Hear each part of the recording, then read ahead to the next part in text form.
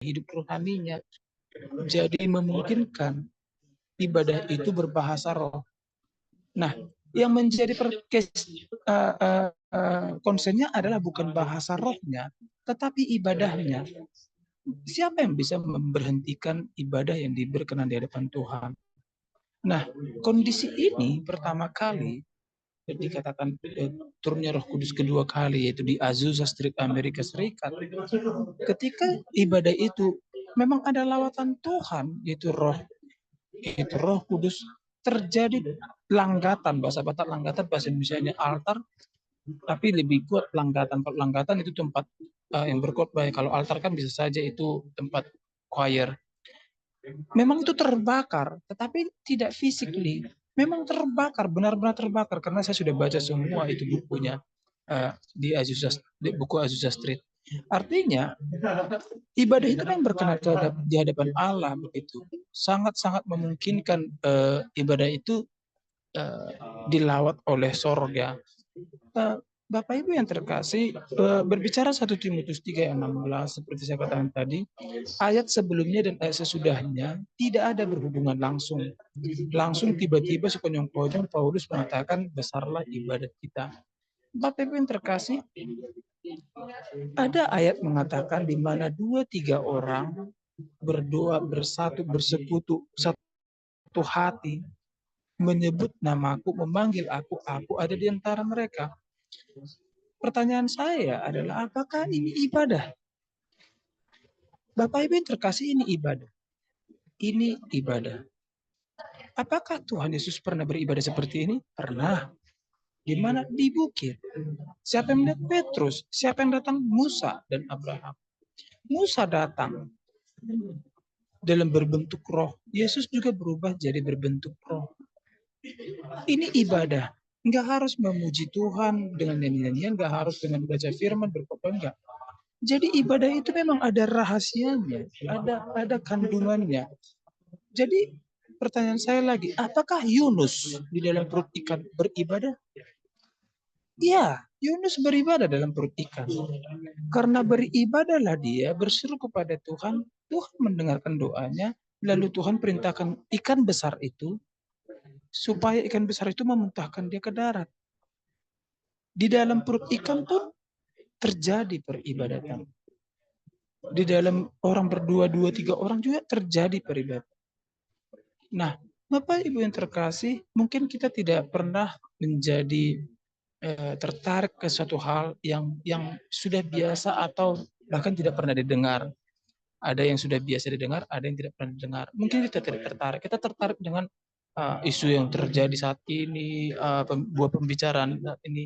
Mungkin seperti itu yang kita tertarik. Tapi Bapak Ibu yang terkasih, berbicara 1 Timotius 3 ayat 16 adalah berbicara yang tidak ada takarannya secara literal. Saya katakan tidak ada takaran secara literal karena jadi bebas-bebasnya dalam konteks rohani, ya, bukan dalam konteks duniawi. Jadi bebasnya membuat tata ibadah. Apakah salah? Tidak. Seperti saya bilang tadi, kita tidak sedang cari benar atau salah, bagus atau buruk, tidak. Nah, yang menjadi fokusnya, apakah ada tingkat kerohanian di sana? Kalau kita baca kembali 1 Timotius 3 ayat 16 itu, saya udah kirim juga di chat itu. Nah, di sini dikatakan seperti ini bunyinya. Dan sesungguhnya agunglah rahasia ibadah kita. Dia yang telah menyatakan dirinya dalam rupa manusia, dibenarkan dalam roh, digaris bawahi dalam roh, rohnya R-nya besar, yang menampakkan dirinya kepada malaikat-malaikat, diberitakan di antara bangsa-bangsa yang tidak mengenal Allah, yang dipercaya di dalam dunia, diangkat dalam kemuliaan. Bapak Ibu yang terkasih, jika kita renungkan lagi lebih dalam, seperti saya katakan, jika memang ibadah itu berkenan, terkonfirmasi sama surga, malaikat ada di sana. Bapak Ibu terkasih, kita punya kesaksian hidup dan diangkat sebagai pahlawan pluralisme, yaitu anggota Banser itu yang membeluk bom itu dari gereja Katolik, lalu dia meledakkan dirinya dan bom itu di lapangan atau di gerbang gereja Katolik itu, sehingga 2.000 orang terselamatkan. Nah, saya yakin ibadah itu tanpa melihat dominasi apakah dia Katolik atau apa, saya yakin ibadah itu berkenan di hadapan Allah. Surga mengkonfirmasi ibadah itu berkenan, sehingga malaikat bekerja juga di sana. Bahkan di luar ekspektasi kita, di luar pemikiran kita, seorang anggota Banser yang pergi memeluk bom itu lalu meledakkan dirinya, bisa dikatakan sebenarnya kalau saya tidak setuju dia bilang bunuh diri, tapi saya setuju dia martir gitu, dan sampai ada nama jalannya dia, Rianto. Nah, Bapak Ibu terkasih, apakah Tuhan yang Maha Baik itu tidak bisa menerima ibadah yang seperti itu? Bapak Ibu terkasih, itu ibadah yang diterima oleh Tuhan. Bapak Ibu terkasih, kalau kita baca kitab Kejadian sampai Wahyu, di kitab Kejadian tidak ada dijelaskan seperti apa tata ibadah ketika Adam dan Hawa punya anak, yaitu si Kain dan si Habel. Bisa sekonyong-konyong Adam dan Hawa tidak dijelaskan, tidak tahu ngapain, tetapi Kain dan Habel mempersembahkan persembahan. Dari mana nih tahu? Dari mana mereka bisa mengerti? Dari mana bisa mereka tahu beribadah seperti ini? Apakah beribadah itu hanya bakar-bakaran? Nah, konteks ibadah inilah 1 Korintus 3:16 inilah yang memungkinkan banyak dominasi. Oh, kalau beribadah sama Tuhan itu harus bernyanyi. Siapa bilang? Apakah Alkitabiah? Tidak. Tetapi apakah ada dasar Alkitabnya? Kan tidak. Makanya ketika kita berbicara Alkitab, ketika kita mempelajari Alkitab, memperdalamnya, kok bisa sampai sekarang ibadah kita seperti ini ya? Ya karena memang ketika saking girangnya Raja Daud, sampai tanda kutip lupa diri dia ambil alat musik itu, dia bilang suruh gunakan alat musik, lalu dia menari-nari seperti orang gila. Saking girangnya karena Tuhan menyertai dia. Saking girangnya. Nah, inilah pertama kali dikatakan Mazmur, biarlah seluruh yang bernapas memuji Tuhan. Itu. Mazmur mengatakan biarlah seluruh yang bernapas memuji Tuhan. Lalu Daud mengatakan pujilah Tuhan dengan gendang, pujilah Tuhan dengan kecapi, dengan gerbang dan seterusnya. Nah, apakah salah ini? Tidak salah. Kembali lagi tadi, ini tidak bicara benar salah. Ini berbicara tentang firman, berbicara Alkitabnya. Kalau kejadian tadi Kain dan Habel mempersembahkan korban bakaran adalah ibadah, Daud dengan tari-tariannya adalah ibadah, dan alat musik digunakan untuk beribadah. Kalau sekarang dewasa ini, hari ini bahkan yang baru kita lakukan adalah beribadah hanya dengan memuji Tuhan, menyanyikan lagu-lagu, terlepas kita bernyanyi, kita sendiri yang tahu itu ya. Saya berusaha bernyanyi, walaupun saya lip sync gitu ya. Ini adalah suatu ketentuan yang seharusnya ketentuan ini ada ukurannya. Tapi Tuhan tidak izinkan itu. Kenapa saya bilang tidak izinkan? Seandainya Tuhan berikan perintah, haruslah seperti ini ibadahmu, haruslah seperti ini dibuka dengan nyanyian dan doa dan seterusnya, maka tata ibadah itu semuanya standar semua orang Kristen. Tapi Tuhan tidak izinkan. Kenapa tidak Tuhan izinkan? Kalau kita dekat sama Tuhan, mari kita tanya Tuhan. Kalau saya pribadi, saya pernah tanyakan ini dengan iman saya. Tuhan, kenapa seperti ini? Saya kenapa harus doa seperti ini? Kenapa harus bernyanyi? Kenapa tata ibadah seperti ini? Nah, Tuhan, apakah ada yang pernah kau atur dalam peribadatan itu harus ada ukurannya? Ya jelas ada. Yaitu perjanjian Allah dan bait suci. Itu ikut jenis bahannya pun Tuhan atur. Letaknya juga Tuhan atur. Semuanya Tuhan atur. Sekian besar tingginya, panjangnya sekian besar, tingginya sekian besar, lebarnya semua Tuhan atur.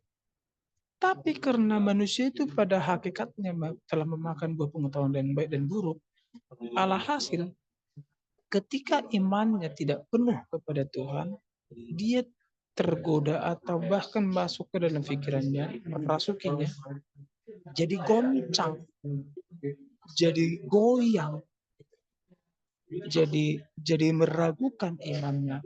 Itulah sebabnya iman kita itu harus diasah terus. Amsal mengatakan besi menajamkan besi, manusia menajamkan manusia. Bapak Ibu yang terkasih, ketika kita beribadah, kita tidak boleh menjadi batu sandungan di antara anggota yang sedang beribadah. Kita tidak boleh menjadikan alasan, wah karena dia pakaiannya seperti ini, karena dia baju seperti ini, karena dia ada dipakai perhiasan ini, dia naik mobil ini dan seterusnya. Tidak ada urusannya. Kenapa? Karena Adam dan Hawa ketika melihat anaknya Kain dan Habel beribadah, enggak dibilang, Kain kau harus mempersembahkan hasil buah sulungmu dari tanaman yang kau tanam padi itu, gandum itu, semua itu yang terbaik. Enggak ada saya temukan di Alkitab seperti itu. Tapi Adam dan Hawa membiarkan sesuai dengan kerelaan dan hatinya. Hati Kain yang tidak tulus dan tidak ikhlas, yang tidak baik ini mempersembahkan yang tidak terbaik.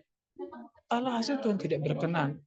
Jadi dalam doa juga, dalam ibadah juga, jangan kita terpatok pada tata ibadah, gaya, cara, ataupun apa yang terjadi dalam ibadah itu. Tetapi mari kita lihat kerohanian kita. Apakah roh Allah bersama kita, malaikat Allah bersama kita atau tidak?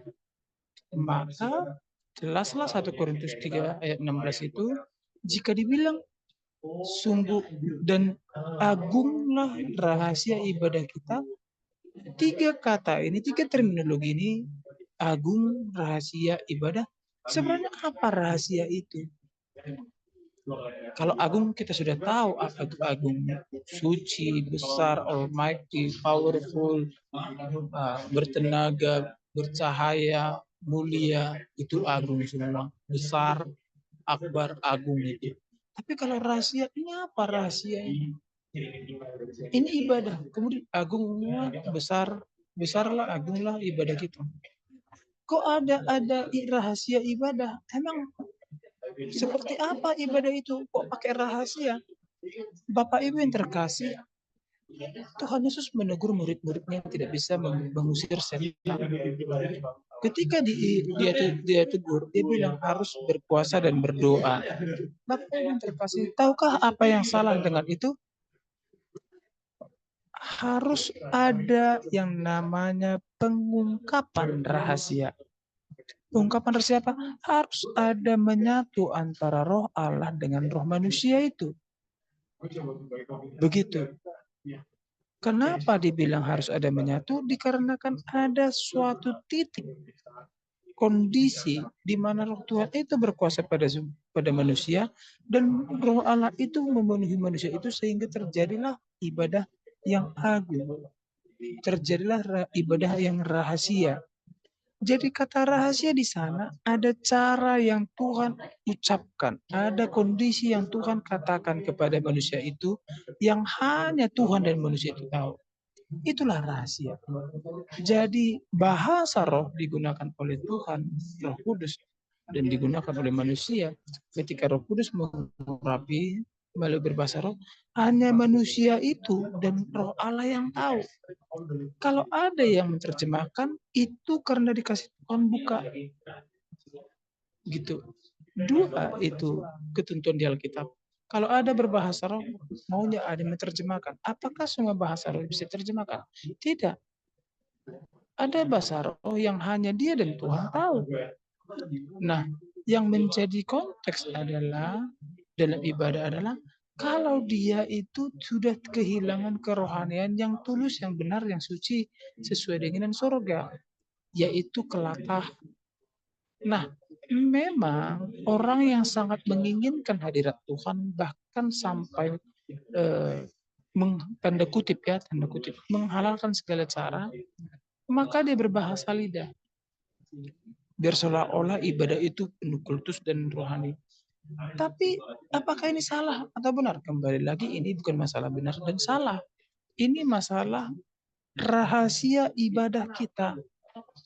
Kalau Tuhan dalam ibadah kita berbicara ke hati kita, simpanlah kata itu.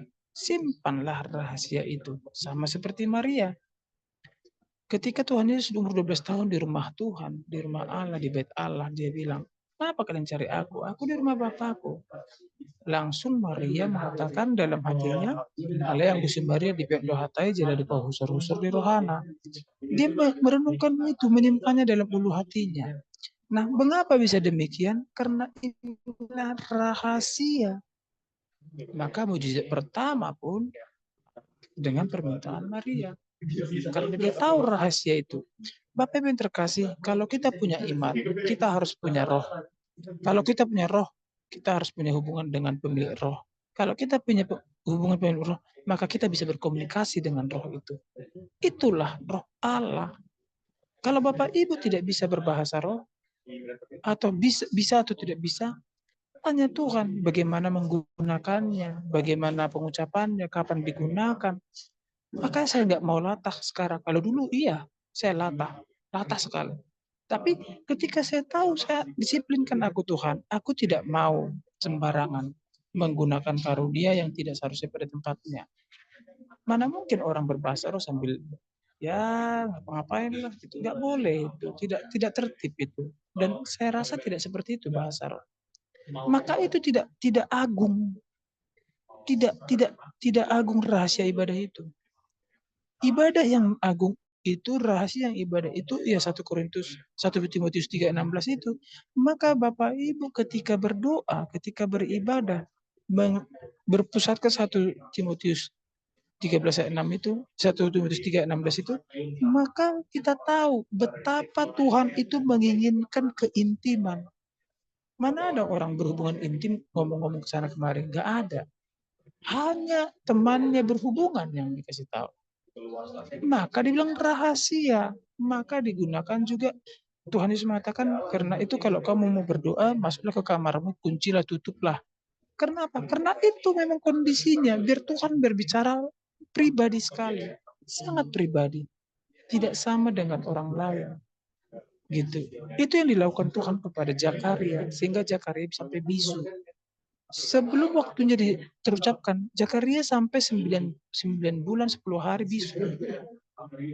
Supaya apa? Supaya genap. Selama di kandungan Yohanes Pembaptis, Zakaria bisu. Rahasia ibadah. Rahasia ibadah. Nah, kalau Bapak Ibu merenungkan ini kembali, nanti kalau kita mau tidur, kita renungkan, Tuhan, aku punya rahasia nggak sama aku? Kita renungkan, tanya ke Tuhan, Tuhan, boleh nggak aku ngomong sama? Boleh nggak aku mendengarkan suaramu, Tuhan? Kalau tidak, berarti belum punya rahasia ibadah sama Tuhan. Gitu. Tidak punya rahasia sama Tuhan. Berarti berarti dua sama satu tetangga. Doanya si A sama si B sama aja. Dua Pancasila. Doaku seperti yang di belakang dinding ini ya Tuhan, kayak gitu. Karena nggak ada rahasia, tidak ada keintiman. Bapak Ibu yang terkasih, ini saya sangat lama mendapatkan ini. Dan guru saya, dosen saya juga perlindungan saya cukup tajam membahas ini. Tetapi suatu hal yang tidak bisa dimengerti adalah ketika dipaksakan dengan ukuran. Tidak boleh. Kalau dipaksakan ke ukuran apapun, tidak akan pernah benar. Maka saya katakan saya tidak sedang menyudutkan atau mempersalahkan siapapun. Ini bukan masalah benar dan salah, tetapi ini berbicara dengan kerohanian dan kerahasiaan. Jika kerohanian dan kerahasiaan ini dijaga, maka ibadah itu juga agung. Kalau tidak, sembrono, atah, maka ibadah itu tidak ada rahasia, tidak ada agungnya. Ya ibadah mungkin ya sebatas rutinitas atau normalitas. Tidak ada mengandung kaidah rahasia yang agung. Bapak Ibu yang terkasih, dalam kitab Kejadian sampai kitab Wahyu, semua adalah berbicara ibadah. Semua adalah berbicara tentang kasih, semua adalah berbicara tentang hukum. Bapak Ibu yang terkasih, jika kita memang punya kesempatan selama masih hidup di muka bumi ini, bacalah kitabnya itu, Kejadian sampai Wahyu. berulang-ulang, dan sampai kapanpun, sampai desem senipar ini mati, sampai ke liang lahat, akan saya bilang itu kepada setiap orang. Bacalah Alkitab kita dari Kejadian sampai Wahyu. Temukanlah rahasia itu. Temukanlah rahasia itu. Saya tidak percaya rahasia Tuhan itu sudah dibuka. Saya tidak percaya. Kenapa saya bilang tidak percaya? Karena akan ada tanda-tanda yang sangat-sangat jelas jika itu dibuka. Tetapi kamu Daniel, sembunyikanlah kitab itu dari orang pintar dan orang bijak. Kitab apa? Yang berisi firman Tuhan itu. Jadi banyak orang mengklaim sudah membuka. Abad ke-6 dia bilang, udah dibuka kok kitab Daniel. Alhasil bablas. Ada lagi aliran baru, ada lagi agama baru, ada lagi ajaran baru. Kalau memang benar-benar Tuhan menginginkan itu terbuka, rahasia itu terbuka, maka konfirmasinya adalah penggenapan. Mika 5 ayat 1 adalah nubuat. Digenapkan dalam Lukas 1 ayat 37. Sebab bagi Allah tidak ada yang mustahil, itu Lukas 1 ayat 37. Mika 5 ayat 1, tetapi kamu Betlehem Efrata, engkau adalah terkecil di antara Yehuda. Tetapi dari mula datang Raja Immanuel itu. Nah, kondisi ini confirm matching sesuai dengan apa yang dinubuatkan, apa yang dituliskan, apa yang terjadi. Semua yang Tuhan Yesus katakan juga sebelum meninggal itu terjadi, confirm. Satu generasi setelah kematiannya akan terjadi perang dan bangsa Israel kehilangan kewarganegaraannya. Terjadi. Nah, masalah ada aliran atau ajaran tertentu mengatakan itu akhir zaman, ya itu urusannya lah. Tapi kalau saya tanya iman saya, enggak. Iman saya enggak seperti itu. Iman saya jelas mengatakan belum akhir zaman. Tapi kalaupun ada yang bilang itu, ya mau gimana lagi? Ya, rahasia ibadah kita yang berbeda. Tuhan bicara apa sama saya, yang berbicara sama dia berbeda, saya nggak tahu. Tapi Tuhan yang tahu kan gitu. Tapi Tuhan pasti mengatakan. Bapak Ibu yang terkasih, mungkin itu yang bisa saya sampaikan dalam kesempatan ini tentang 1 Timotius 3 ayat 16 yang sangat mendalam. Jadi supaya tahu kita kenapa ada dominasi, ada gereja A, gereja B, gereja C, aliran A, aliran B, aliran C, dogma A, dogma B, dogma C. Karena memang ketika kita mengambil satu garis merah, benang merah dari satu sumber yang sama, tetapi beda pemahaman, beda penafsiran, maka terjadilah juga beda aliran, beda gereja.